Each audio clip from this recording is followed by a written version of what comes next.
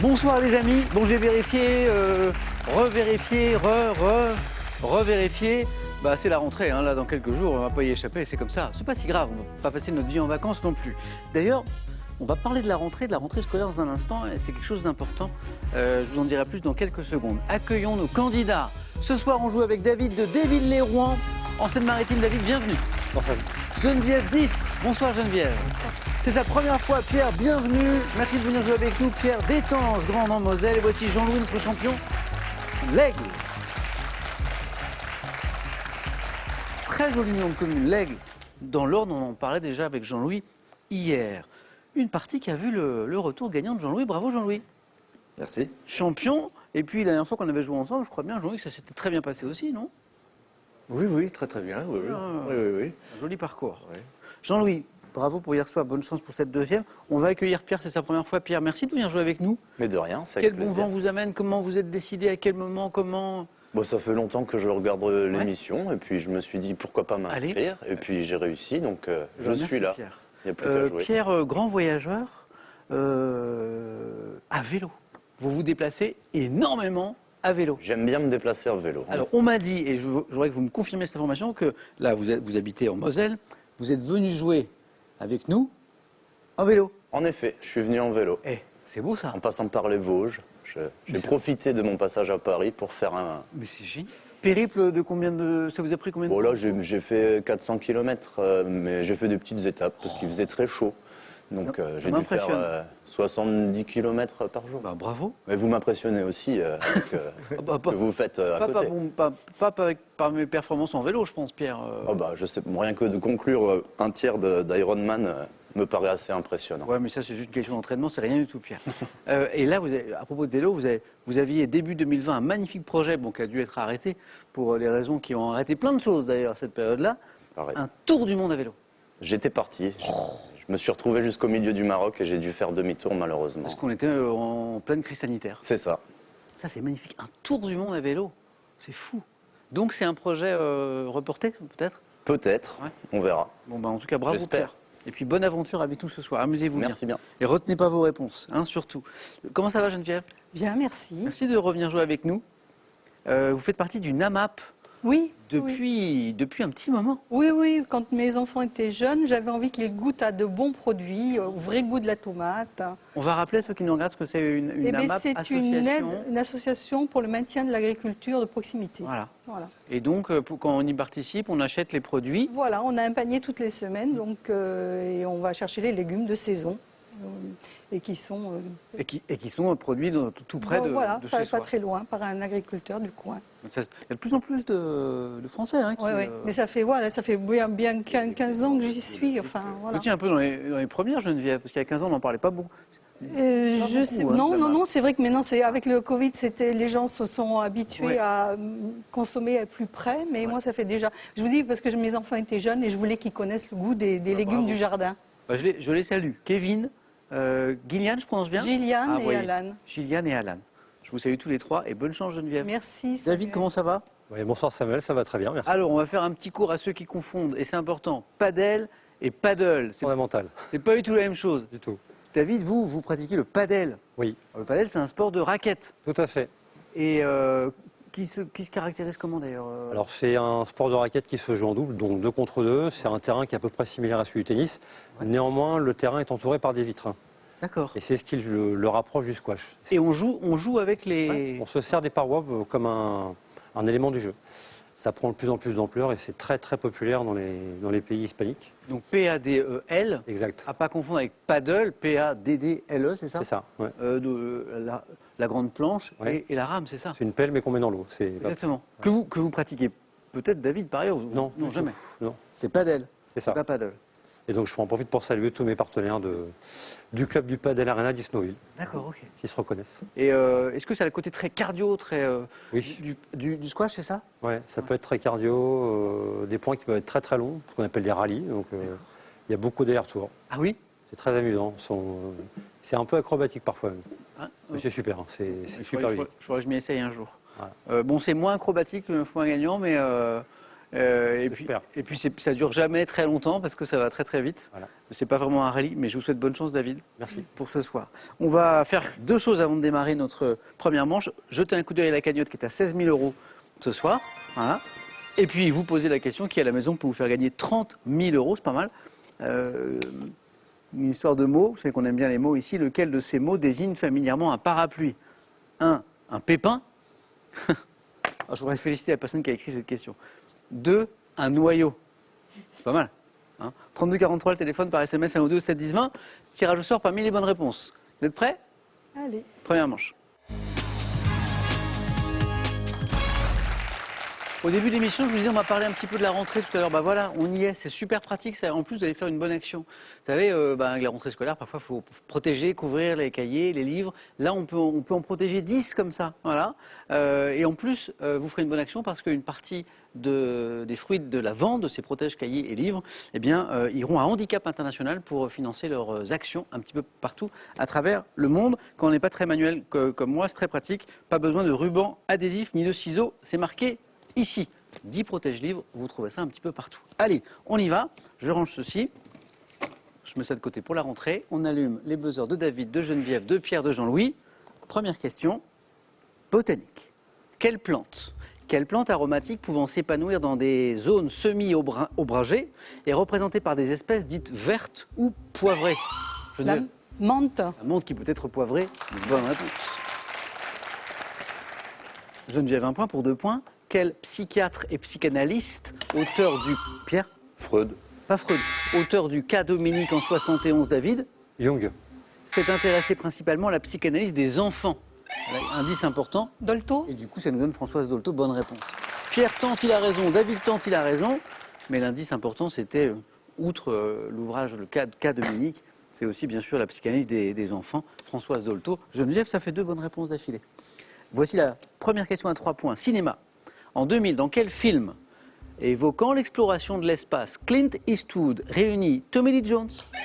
David. Space Cowboy. Excellent. Donald Sutherland et James Garner. C'est pas une histoire un peu d'Arthur à la retraite, c'est ça, un peu âgé, qui partent à la conquête de l'espace, c'est ça, hein? Bravo David. Space Cowboys. Et 3 points donc. On continue, on revient à 1 point. En mai 68, quel étudiant... Pierre. Cohn-Bendit. Bien joué Pierre. Surnommé Danny le Rouge, futur militant écologiste et un des leaders du mouvement de contestation estudiantine. Pierre, bravo, compteur débloqué. C'est souvent le plus dur. Et après, ça enchaîne. Et pour 2 points maintenant, on cherche cette machine génératrice de courant continu qui convertit l'énergie mécanique en énergie électrique. Geneviève. Une dynamo. Ah oui. En utilisant l'induction électromagnétique, on parle d'une machine dynamo-électrique, d'un générateur ou d'une dynamo. Geneviève, 5 points. C'est une première manche qui commence très très bien. Bravo. Encore une question à 3 points qui revient, comme celle qu'a trouvée David tout à l'heure. À quel poète doit-on le vers? Un seul être vous manque et tout est... Geneviève encore. Lamartine. Ah oui, Pierre Lavenne, c'était trop rapide. Geneviève, on est à 8 déjà.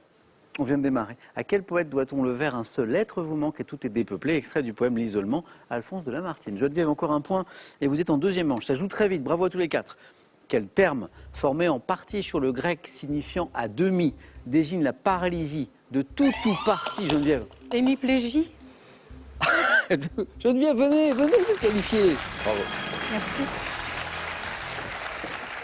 Bravo. Super. Quel terme, formé en partie sur le grec, signifiant à demi, désigne la paralysie de tout ou partie de la moitié droite ou gauche du corps? Hémiplégie, bravo. On joue pour 2 points à chaque bonne réponse. David, 3 points. Pierre, 1 point. Jean-Louis, compteur pour l'instant à débloquer, mais ça va venir très vite. On va écouter ceci et après, je vous pose une question.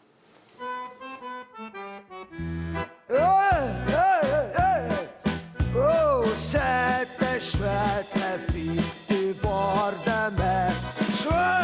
Chouette, c'était fait pour qui savait y faire. Chouette, yeah, c'était chouette, la fille du bord de mer. Chouette. Explication, question. Qui chante? C'est Arnaud, vous avez peut-être reconnu sa voix. David était prêt à le proposer.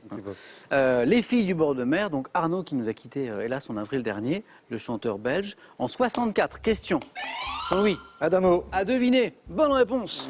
À quel chanteur italo-belge celui-ci doit-on la création des filles du bord de mer chantée par Arnaud? Pierre, vous l'aviez? Non, mais j'ai pas eu le temps de réfléchir. Salvatore Adamo. Jean-Louis, c'est parti. Par quel terme désigne-t-on le cri de la corneille et du corbeau, Jean-Louis? Le croassement. Oui, exactement. Et j'ai accepté le craillement aussi. Croassement, corneille, corbeau, oui, 2 points de plus. C'est parti pour Jean-Louis. Pierre, David, la question suivante nous parle d'architecture et nous allons à Londres. Comment appelle-t-on à Londres familièrement la tour de l'horloge, Pierre? Le Big Ben? Oui, c'est Big Ben du palais de Westminster. Hop, 2 points de plus. Pierre, 3, 4. Big Ben. Là, en 2022, quelle humoriste française pose nue sur l'affiche en noir et blanc de son nouveau spectacle Boys, Boys, Boys? Donnez-moi une humoriste, Pierre. Foresti. 2 points. Sérieux? Pierre en est témoin avant l'émission, je dis toujours aux candidats, tentez, même si vous n'êtes pas sûr, on ne sait jamais. Je Pierre. confirme. Ah ben oui, on cherche une humoriste française, cherchons une humoriste française connue, populaire, c'était elle, Florence Foresti. Pierre passe en tête. Quel terme poétique, souvent utilisé au pluriel, emploie-t-on pour désigner un brouillard épais et froid formant des dépôts de givre? Terme poétique, David? Le frima. Alors au pluriel, les frimas, Les frimas. mais bonne réponse. Bien sûr, je valide. Le frima, mais avec un S, les frimas avec un S, c'est drôle, le frima avec un S. David, 5, c'est très serré, hein, 5, 5, 4. Histoire, vers 1765, dans le Massif central, à quelle créature mystérieuse, Jean-Louis? La bête du Gévaudan. Massif central, bête mystérieuse, bête du Gévaudan, bien sûr, oui. A-t-on attribué une série d'attaques mortelles, la bête du Gévaudan, télévision, dans la série télévisée Happy Days? Quel personnage est incarné par l'acteur et producteur Pierre? Steve. Non. Henri, David? Fonzie. L'excellent Fonzie. C'est le rocker, c'est ça, on est d'accord, la banane, tout ça, ça. le blouson de cuir. Fonzie, Fonz, le très sympathique d'ailleurs. Et c'est Henri Winkler qui l'incarnait. David, 7, encore une bonne réponse, vous êtes en deuxième manche avec Geneviève. Mythologie. Quel objet métallique de forme recourbée placé sous le sabot d'un équidé? Pierre? Un fer à cheval? Je m'arrête là parce que je pensais que ça suffirait. Bonne réponse, Pierre, oui. Alors c'est drôle parce que c'est une question de mythologie qu'on peut trouver sans aucune connaissance en mythologie, on est bien d'accord. Ça, j'aurais pu trouver par exemple. Accrochait-on autrefois à l'entrée d'une maison comme porte-bonheur le fer à cheval? Pierre, 7, David, 7, Jean-Louis juste derrière, après avoir composé le 0-0 pour l'international. Quel indicatif téléphonique permet d'appeler la France? David? 33. A été le plus rapide depuis l'étranger. Bonne réponse, David, vous êtes en deuxième manche. David, bravo. Oui. Jeu qualifié. Alors Jean-Louis, une bonne nouvelle. Avec vos 6 points, en fait vous êtes au même niveau que Pierre. Vous appelez ça une bonne nouvelle? Pour Jean-Louis. D'accord. Pour Jean-Louis. Donc 7, 6, votre mission est claire. Le prochain de vous deux qui me donne une bonne réponse se qualifie pour la deuxième manche. Bonne chance, Pierre et Jean-Louis. Dites-moi donc pour 3 points, on cherche une locution latine. Jean-Louis, Pierre. Quelle locution latine signifie qu'une condition est indispensable pour... Jean-Louis? Sine qua non. C'est Jean-Louis qui se qualifie pour la deuxième manche. Jean-Louis, vous êtes qualifié. Bien joué. Alors là, Pierre, vous allez être surpris, mais je vais vous féliciter. Non, C'est- je vous remercie. C'est une très belle première fois. Vous êtes tombé sur une première manche très très disputée, avec Geneviève qui s'est qualifiée façon boulet de canon là. Et Pierre, il a manqué rien du tout. Voilà. On a bien vu d'ailleurs 7 points, pas grand chose. Donc vous êtes bien battus. Peut-être que la prochaine fois qu'on jouera ensemble, parce que j'espère qu'il y aura une prochaine fois, on aura l'occasion de reparler de ce tour du monde par exemple. Ce sera avec plaisir. Merci Pierre. Merci à vous. Un cadeau pour vous. Pearl vous offre un bon d'achat de 150 € à valoir sur son site pearl.fr. Pearl, au cœur de l'innovation. En plus de l'histoire de France de branche en branche, avec les grandes énigmes de l'histoire de France, richement illustrées et regroupant des documents inédits, Larousse vous propose de percer les plus grands secrets de l'histoire de France.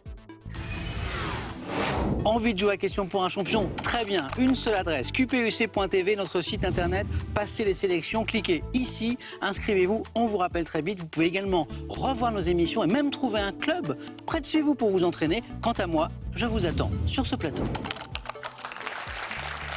Voici une jolie question qui peut vous permettre de gagner 30 000 € à la maison. Je la trouve jolie.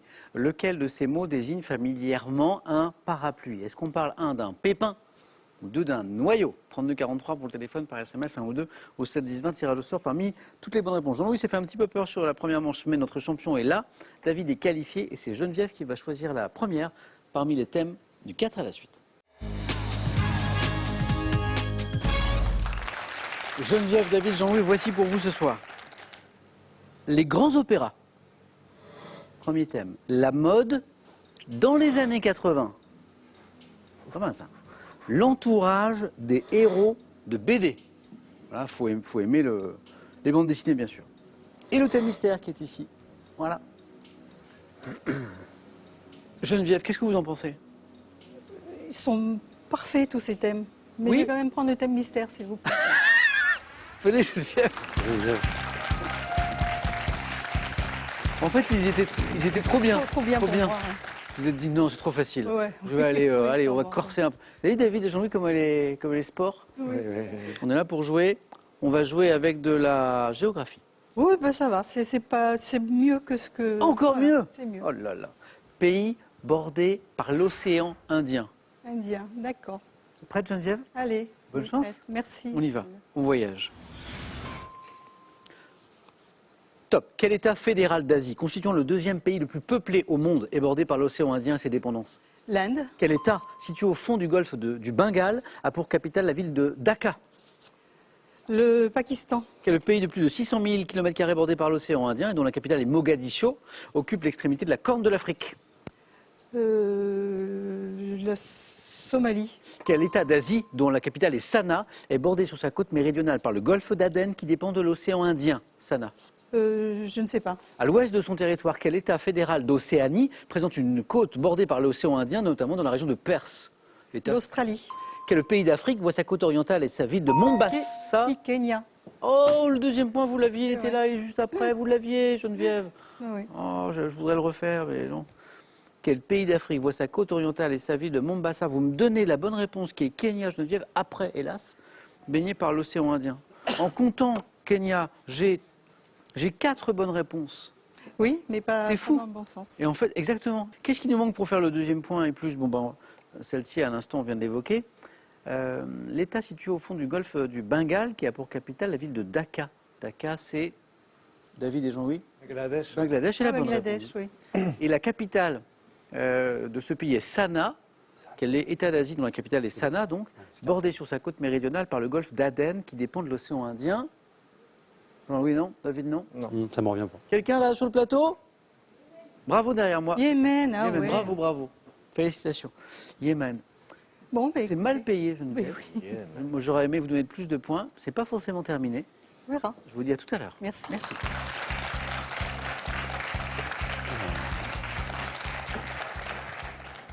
David, êtes-vous passionné par les grands opéras, Non. par la mode dans les années 80, par l'entourage des héros de BD? Alors j'oscille, je pense que je vais prendre la mode dans les années 80. On fait ça? Ouais. Venez.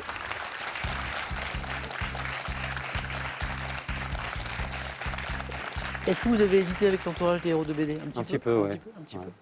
Au moins une pour rester dans la course, puis si vous faites plus, ben, c'est l'aventure du face-à-face pour vous dans un instant. Prêt, David? Prêt. La mode dans les années 80. Top. Par quel mot d'origine hindi désigne-t-on un petit carré de coton de couleur vive utilisé en guide de foulard dans les années 80?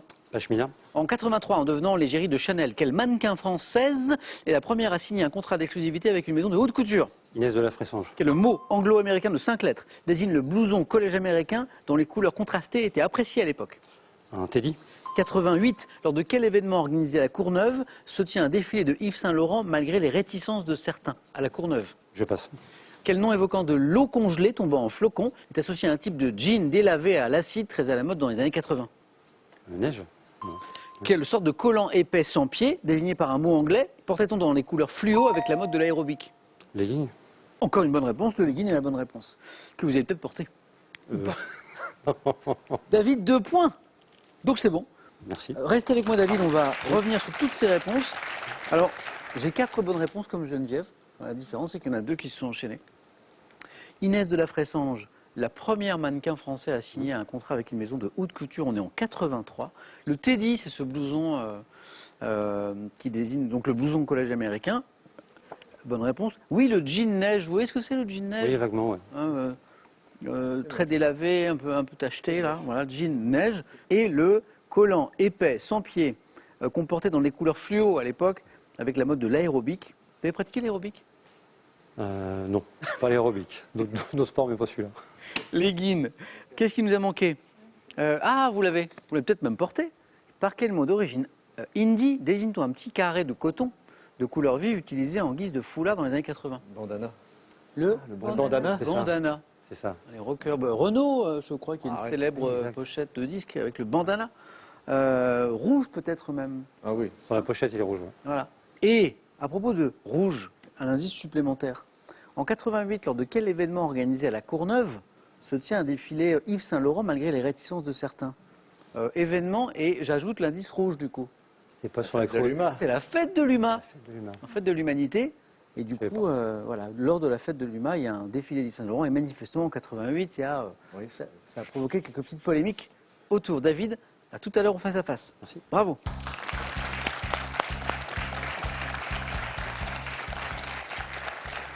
Sur un plan vestimentaire, du coup, David, les années 80, pour vous, c'était comment? C'était beaucoup de baskets. Hein. Le jean, Ouais. basket et t-shirt. Une basket. Ça n'a pas beaucoup changé d'ailleurs. Jean-Louis, si on doit choisir entre les grands opéras et l'entourage des héros de BD. Ce seront les grands opéras. Jean-Louis.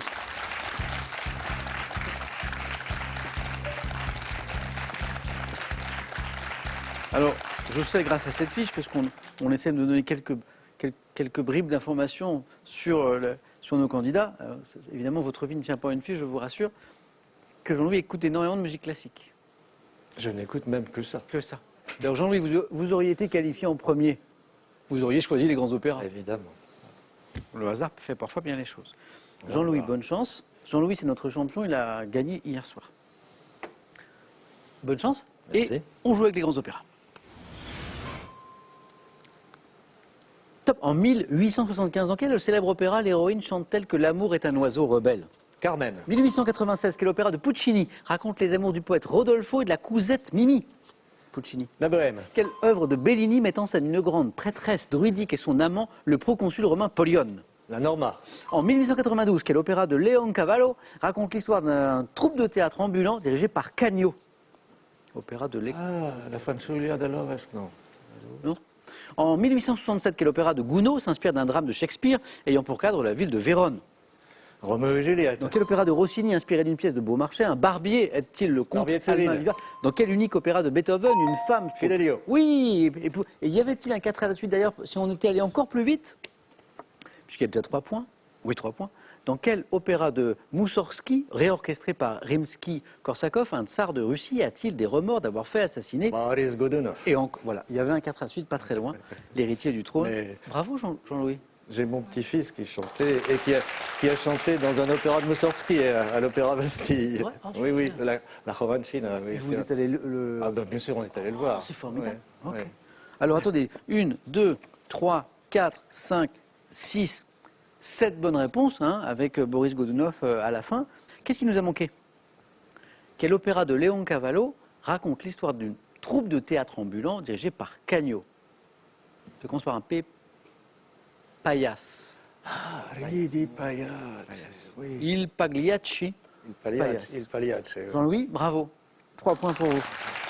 Allez-y, vous pouvez revenir au buzzer. Geneviève, vous avez été trop sport. Geneviève trouvait que nos 3 thèmes affichés étaient trop faciles. Elle a voulu se faire peur. Oh, trop facile, non, mais Geneviève, bravo encore pour cette jolie première manche. merci. Vous êtes revenu pour prendre votre revanche sur la première Oui, je manche. progresse. Et revenez pour prendre votre revanche sur le 4 à la suite. Ça me fera plaisir. Merci. Bon retour Geneviève Merci. et un cadeau pour vous. Voyagez en toute élégance avec mesbagages.com, site internet de vente en ligne de bagages et cette valise tendance accompagnée de son vanity case assorti. Voici toutes les clés pour permettre à votre chiot de devenir un super chien heureux et équilibré et profiter d'un programme interactif et de plein d'idées pour le garder en forme. Mon histoire de parapluie pour gagner 30 000 € à la maison, là, est de retour. Lequel de ces mots désigne familièrement un parapluie? 1. Un pépin. 2. Un noyau. 3243, le téléphone par SMS 1 ou 2 ou 7 10 20, tirage au sort parmi les bonnes réponses. Tout est écrit ici. Bonne chance. Jean-Louis joue pour une deuxième victoire, David pour une première. Rendez-vous dans un instant sur France 3. Ce sera le face-à-face.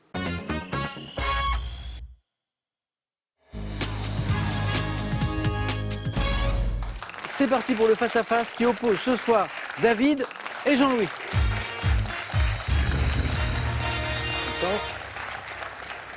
David, comment vous vous sentez? Bien? Ça va. Il vous reste ça encore va. un peu d'énergie?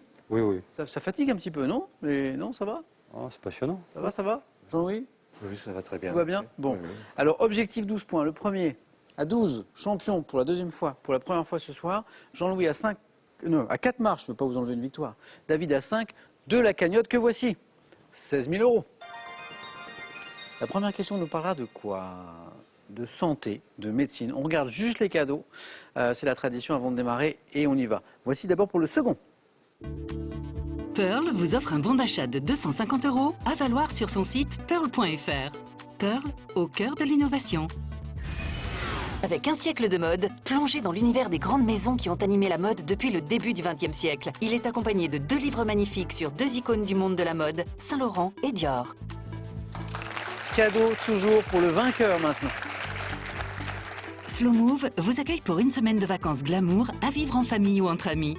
Dans des hébergements insolites grand confort au cœur du terroir français, vous vivrez une semaine inoubliable grâce à Slow Move.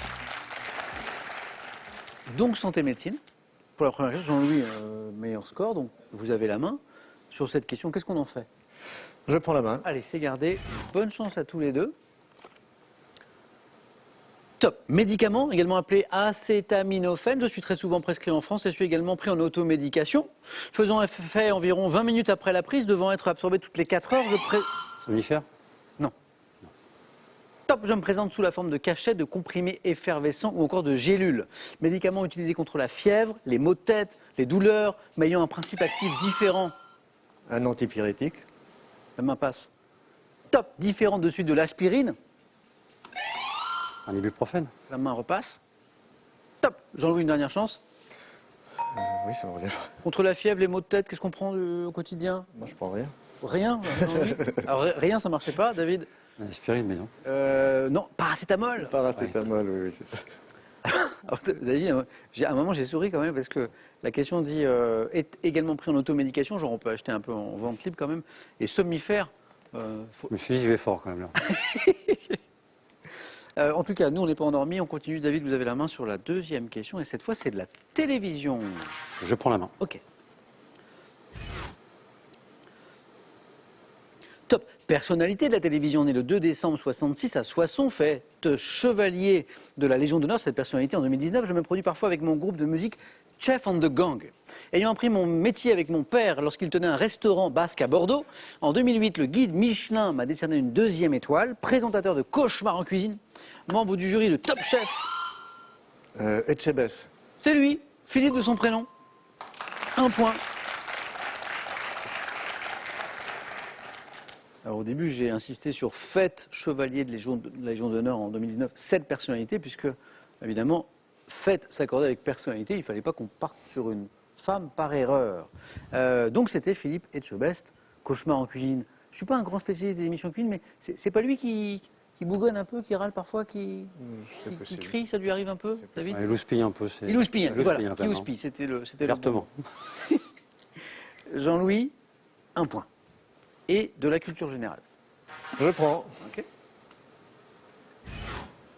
Top. Jeu qui rassemble de 2 à 5 joueurs. Mes variantes exceptionnellement nombreuses peuvent être notamment appelées Kun Kan ou Zoom Kloum. Pratiqué avec 52 cartes plus un joker. L'objectif consiste pour les joueurs ayant reçu 7 cartes en début de partie à ce débat. Rami? Ah oui.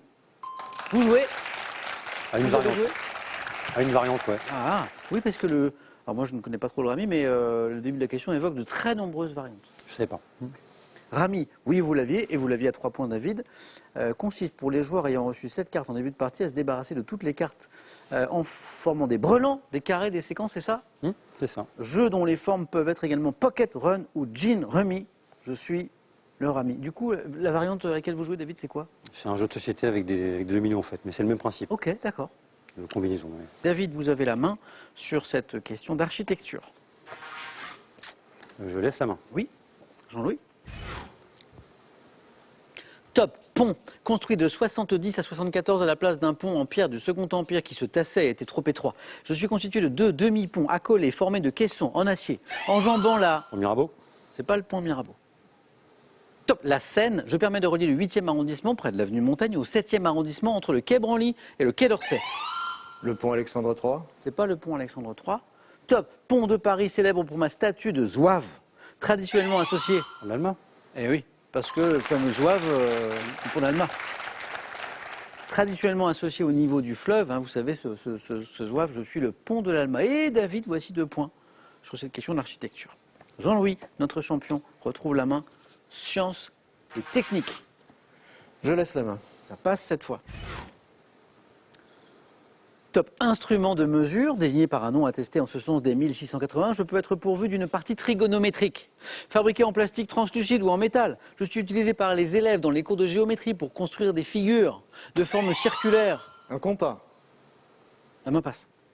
Top, ou demi-circulaire, je suis marqué de 360 ou 180 graduations et équidistantes, correspondant à des degrés. Instrument utilisé. Le rapporteur. Le rapporteur. Pour mesurer ou tracer un angle, le rapporteur d'angle, on en a tous eu hein, dans une trousse, un ou un autre. Je n'ai jamais compris à quoi ça servait. Jamais, de toute ma scolarité. Jean-Louis, 2. Cinéma, David. Je garde la main. Oui, d'accord. Cinéma, indice chez vous, je sais que parfois ça vous met sur la voie. Top, long métrage de 74 dont la musique est signée Pierre Bachelet. Je suis adapté d'un roman qui fait... Emmanuel. Je savais que c'était un indice important. Bonne réponse à 4 de David. Jean-Louis l'avait peut-être à 4 aussi. Avec Pierre Bachelet, non? Non. Et oui, oui.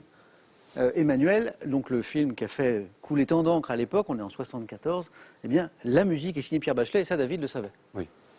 Qui a fait scandale dans la France des années 60, disait l'indice juste après, film vu par 9 millions de spectateurs en France à sa sortie, programmé durant 11 ans dans un même cinéma parisien. Je raconte les expériences d'une jeune femme incarnée par Sylvia Christel en Thaïlande, long métrage érotique réalisé par Josh Jakin, premier d'une série de films. Je suis Emmanuel. David, 4 points. Jean-Louis à la main, de nouveau, pour une question animaux cette fois. Je laisse. Top. Type d'insectes, dont le nom est donné aux membres de 2 familles de coléoptères, les géotrupidés et les scarabéidés. Je présente un dimorphisme sexuel prononcé, caractérisé par mes mœurs coprophages. Certains de mes membres abondent dans les régions d'élevage et creusent des galeries sous les bouses de vaches, tandis que d'autres façonnent et roulent des boules de ce même matériau. Jouant un rôle écologique très important, je suis... Le bousier. Bonne réponse. En fait, Jean-Louis l'avait à coprophage. Et puis la main est passée juste après. Et j'ai vu que Jean-Louis, cet indice de coprophage, vous donnait le bousier, le scarabée bousier, jouant un rôle écologique très important. Jean-Louis, on a frôlé les 3 points, finalement c'est 1. David, à vous de nouveau. Vous cherchez 4 ou 3 points et vous avez la main sur de la géographie. Je laisse la main. Et je sais que vous aimez la géographie. Mais je vais quand même laisser la main. Oui, bien sûr. Jean-Louis. Top, ville du Val d'Oise. En 2004, je suis devenu la sous-préfecture de mon département. Commune rurale au début du XXe siècle, j'ai été choisi en 1954 pour la construction d'un programme de 13 000 logements. Ivry. C'est pas Ivry. Top, qui attirèrent alors de nombreux habitants grâce à leur confort et à leur loyer modéré. Devenu par la suite le symbole des grands ensembles standardisés construits durant les 30 Glorieuses, mes habitants sont les Sarcellois. Sarcelles. Je crois que la main est passée au bon moment pour David. Il y a souvent un indice à la toute fin de la question qui peut donner le point. L'indice, il est là. Mes habitants sont les Sarcellois. Je suis Sarcelles. Jean-Louis à la main. Botanique. Je laisse. David. Quelle est cette? Top, plante herbacée annuelle semi-aquatique. J'appartiens au genre Oryza, poussant dans des régions humides, tropicales, tempérées. On compte environ 12 000 variétés en Asie pour ma seule espèce Sativa. Graminée, cultivée principalement en champs irrigués. Le riz. Le riz. Graminée, champs irrigués, semi-aquatique. Pouvant être basmati ou thaï, disait la fin de la question, je suis une denrée alimentaire de base, je suis le riz. Jean-Louis, 3 points. David retrouve la main. On cherche un homme célèbre. Je laisse la main. Oui. Indice toujours à la maison. Top. Naturaliste, né à Rouen en 1902, je suis très tôt attiré par les sciences naturelles, créé en 1917 un journal, le Martin Pêcheur. Étudiant à la Sorbonne, je participe à des expéditions sur le continent africain qui m'amènent à découvrir ce que je nomme mon diocèse, le désert. Grand spécialiste du Sahara. Mono. Bonne réponse. Théodore. Le mot désert était essentiel, bien sûr. Grand spécialiste du Sahara, le retour de Jean-Louis avec 2 points de plus. Mon nom est accolé à de nombreuses espèces nouvellement découvertes sous la forme du génitif monodie. Disparu en novembre 2000, je suis Théodore, grand spécialiste du désert, Théodore Monod. Jean-Louis peut l'emporter d'une bonne réponse à 4 points désormais. Et il a la main sur du sport.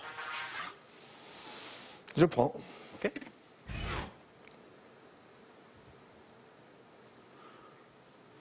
Top type de bateau, dessiné en 1963 par André Cornu. Je fus considéré à l'époque comme le bateau du juste milieu, entre ceux d'initiation et ceux de haute compétition. Le vaurien. Non. Top employé pour leur début en compétition par Yves et Marc Pajot, je suis associé. Catamaran. Non. Top à une épreuve masculine de voile en double dès les Jeux Olympiques de 1976, contrairement au 4-20, légèrement plus court. Dériveur désigné par un nombre correspondant à ma longueur, je suis... C'est pas le 4-20, c'est le 4-70. Le 4-70. David, de la musique. Je garde la main. Oui. Qui va emporter ce match? Top, chanson française de 84. Mes paroles sont signées Joël Kopf, qui était alors la voisine de mon interprète. Tube, dont la mélodie s'inspire de Passenger des Iggy Pop, transposé en reggae. Je dresse un bilan de la condition féminine dans les années 80. Tube de Cookie Dingler. Femme libérée. Excellent, Cookie Dingler. Bravo.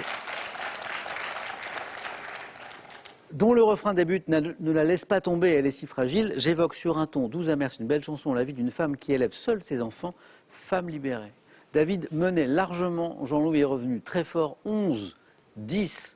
Jean-Louis, quelle stratégie maintenant? Littérature.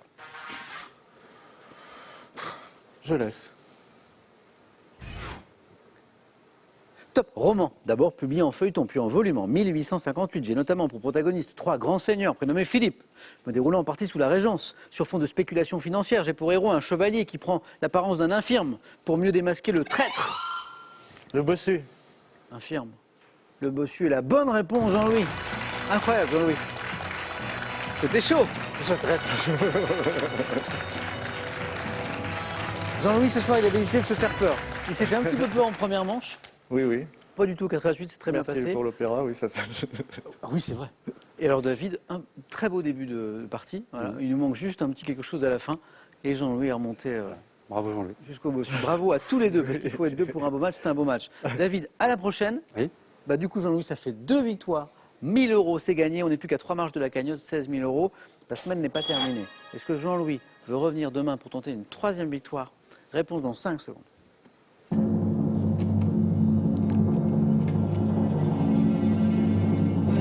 Jean-Louis? Je reviens. Formidable. Bonne soirée à tous les deux. Bonne soirée à vous les amis. J'espère que vous avez passé un chouette moment avec nous. À demain dans Question pour un champion.